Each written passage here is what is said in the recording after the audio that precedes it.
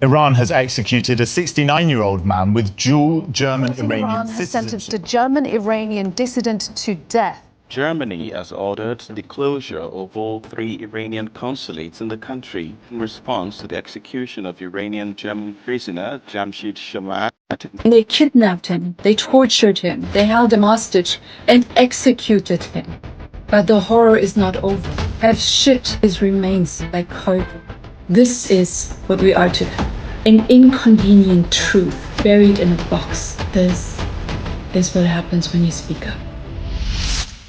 It is so lovely to see you again. I wish it were under different circumstances. The last time we spoke, you'd been told that your father had been killed, but you didn't know, you didn't have any information. The regime in Iran is not exactly renowned for telling the truth. Now you're told you've received a body of your beautiful dad. Can you explain to me how that feels? I want to tell you that I know anything more than a few months ago when the regime announced that they executed my father. We know nothing. We were told a casket arrived in Berlin. Nobody was helping us. Like you would imagine a country is interested in doing an autopsy, investigations, identification, like right away, like ID tests or something to know that this is their hostage. Nothing was done. We had to push on our own for every single step. And now they've done an autopsy. We don't get the reports. We don't know what's in the autopsy. We don't still know if this is my father. And they're pushing for us to take the corpse and get away with it because they want this to be over. They don't want any exposure of this. And next week we're going to Berlin to meet what apparently is my father. We will find out there. We don't know in what condition or who we will see in that casket. And yeah, it's just a nightmare after the 5-year nightmare of having my father kidnapped, tortured, and executed. There's another nightmare now for our family. We'll come back to this, but for those who don't know your father's story and your story well, can you take us through why he was kidnapped, what hell you have gone through as a family, where it all began? It all began actually in history in 1979 when Iran, our country, was taken over by jihadists by force through an Islamic coup. And they turned Iran, which was progressive, which was modern, which had women's rights, into a jihadist hell that it is today, a terror hub used by these people to not just kill Iranians on a daily basis, but also spread terror in the region. So my father and my family, they were born in Iran, but they were raised in Germany, just like I was like raised in Germany, raised in America with all of our rights. But he always looked back at the people who are there, who were trying to fight these tyrants, and he gave them everything that he could. He gave them a voice. He gave them a platform as an engineer and software developer where they could freely talk. He gave them his life at the end. He gave them his life with his movement, supporting the people in Iran and being terrorized by the regime on US soil for helping them, for exposing what the regime is doing. Why was your dad so brave, do you think, when he would have known, just as you do now, the consequences of speaking out and fighting for the innocent people in Iran? I think if there were no consequences, it would not be heroic, it would not be bravery, right? If it was free and safe, every one of us would do it. It is so heroic, it is so brave because he knew what will happen or what could happen. They sent assassins to Los Angeles in 2009 to kill my father, to kill our family. They sent kidnappers while he was on a business trip to kidnap him from the UAE, take him to Iran, and they broadcasted this to the world, you know, like they were not hiding it. It was like October 7th, kidnapping of people into a country and showing it to the world because they know they're safe. They know there's no consequences for what they do. So I can't answer you what took my father this bravery, but I hope I learned a little bit from him. I'm trying to step into his footsteps and be as brave as he was facing this regime and facing our own governments that are still treating these jihadists as business partners, you know, and still trying to silence us and still trying.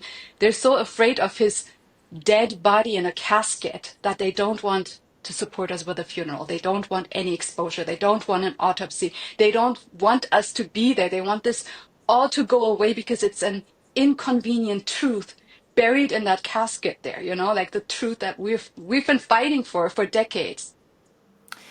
When it comes to other hostages and other people around the world, particularly the US administration they fight publicly generally. They are staunch in their attempts to get people home. Why was your father different, and why and how have they failed him so badly? You pointed out the most important part. The Biden administration gave $6 billion supposedly to free hostages. But the most endangered hostage, my father, who was against the regime, being almost assassinated here, kidnapped, taken there with a death sentence, he was left behind. So if we're doing this for hostages, why not all of the hostages? Why not the one that will be murdered if left behind? And the answer is in my dad's message. So when my dad would have come home with the other hostages who were featured on CNN, MSNBC, and everywhere, the message that he would have given to the world, that's one that the Biden administration itself wanted to bury. Our administrations are so deeply connected to the Islamists. There's so much money, so much lobby work involved that they want to silence us too. Like we're fighting against billions of dollars, oil money, and all of that kind of influence. So that is number one. And second is he was representative of a movement inside of Iran that is there to topple this regime, to take them out. There's an October 7th every year in Iran. People who come to the streets are being mass executed. They don't want these people there. They want this regime to be there to exploit Iran, to exploit the resources, to buy powerful weapons, to buy terrorist groups, to dominate the region. That's the whole purpose. And my dad and his message and the people of Iran expose that, and they don't want that to be exposed. What did the regime try and say your father had done? How did they try and justify, first of all, kidnapping him, and secondly, executing him? So the regime from 1979, when they came into power, they replaced the real courts that we had in Iran with revolutionary courts. So they put terrorists in robes of judges and lawyers and all of that kind of stuff.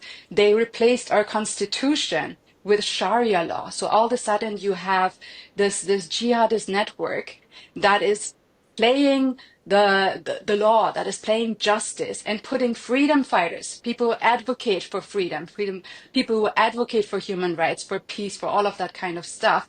They put them into the prisoners' uniforms. They put them on the stands. They call them criminals. They call them murderers. They call them terrorists. They call them spies for Mossad, for CIA. They call them child killers, and everything that you see right now, like that, they reverse the propaganda to make people who fight for freedom look like the bad guys, while they are the good guys that are putting criminals behind bars. I asked you before why your dad was so brave, and you said it's hard to answer that, but you can, because you yourself have now taken on his fight in the most extraordinary, brave, courageous way. Why are you so brave? Why are you still fighting a regime that murdered your father?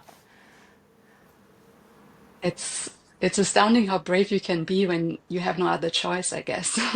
I mean, I don't think anybody gets up one day and thinks, I want to be brave and I want to fight the biggest terrorist organization in the world, and maybe I get killed, or maybe I get like kidnapped or something like that.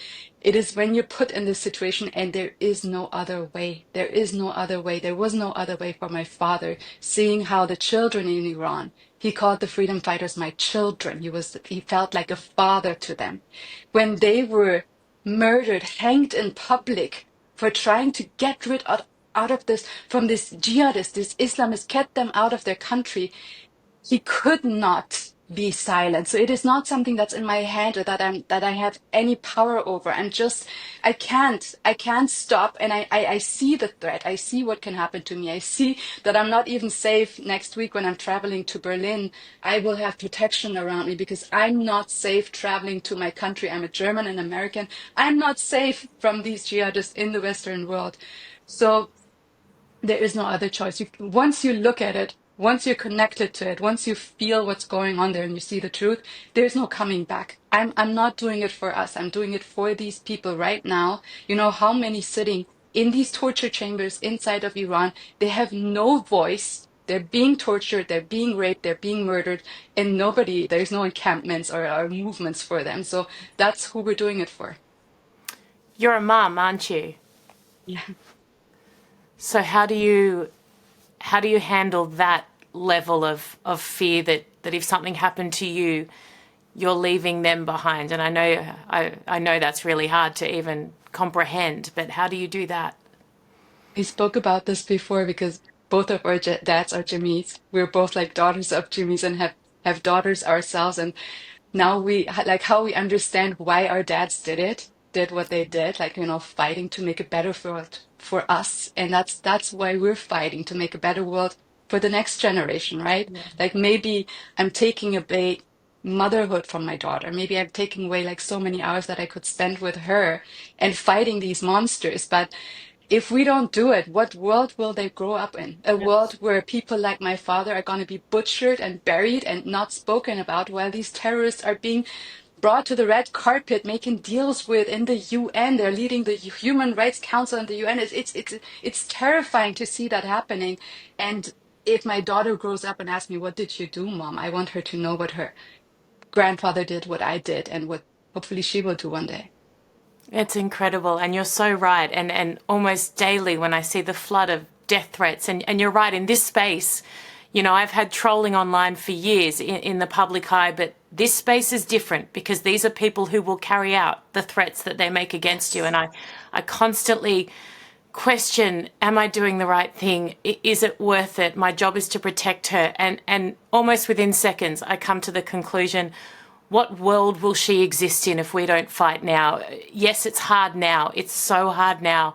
But in 5, 10, 20, the world will be not as we know it now. It will be 10 times worse. So I applaud your bravery. I understand where it's coming from. You are incredible. I think so highly of you. Do you see a potential shift? And I know it might be bittersweet because your father won't be here to see it, but do you see hope that potentially this regime could be taken down? Do you feel more confident now than you did maybe a year or 2 years ago, or not? When he was kidnapped in 2020, I was not feeling like too hopeful about what is going on. It was a different world. The first time a miracle happened was in 2022, the Women Life Freedom Revolution, seeing all of these women, this young generation that my dad inspired on the streets and having a global outreach. Now I'm seeing it because our communities are connecting, the Jewish community, the Syrians, like the all over the Middle East and beyond, the native people of that land are fighting against jihadism, are fighting against this occupation of these Islamists, and we're connected now. Plus, you see the changes, of course, through the war that happened in the regions, in Syria, in Lebanon, in Gaza, in all over. The Houthis being bombarded right now, and the changes in administrations, especially in Germany and the US. Though it is still hard for us because we have to understand we have new administrations there, but the structures and the bureaucracies are still from the old ones. That's why we can't get through to them. Like for me, even it's hard right now. I knew the regime murdered my father 5 days before Trump was elected because they knew President Trump would get him out. But now it's even hard for me and to get to President Trump, to tell him this story, to get the help of the administration to get my dad home and get it investigated and get a burial or a funeral or some form of, support there because of these big, big structures that are still in place. Your dad fought till the very end, not just, in my opinion, for the people in Iran, although they were the great beneficiaries of it, and they will be. I have no doubt that his fight will eventuate in their freedom sooner rather than later. But on behalf of the entire Western world, he fought an evil that will eventually annihilate us all if we don't stop it in its tracks. How can people support you and support you to give your father the burial and the ending that he thoroughly deserves? They can support us, and we've been fighting 5 years with every cent, with everything that we had. I had to put my job on hold. I was a critical care nurse. My dad was the main breadwinner. We gave everything to to continue my dad's fight. And we're left now with a body to claim and no resources and nothing. So the first thing is helping us. We have a GoFundMe to help us to get my father home, buried, support my family, and if I know there are millions of people out there that have some means of giving us a little support, and this ocean of people together can carry us, while our governments, unfortunately, the previous administration in the US and the Germans left us hanging, left my father to be butchered by these terrorists and silenced us. We can now get him back home and tell his story, because his values, as you said, are the values of the Western nations. We stood for freedom. We used to stand against terrorists before we were infiltrated by them and shouted for intifadas on our campuses. So this is for us. This is for an American German patriot to bring him home. So everybody who's out there who can hear us, please follow us. Please, if you can't spend any cent, that's okay, but share the GoFundMe. There are people out there that can help. Thank you so much. You are amazing. I promised you when we first met as Jimmy's daughters that I would fight with you and for you until this is over. And I promise you again that I will continue doing that. I love you so much. Thank you for your promise and thank you for being there. Bye, beautiful. Thank you so much. Bye.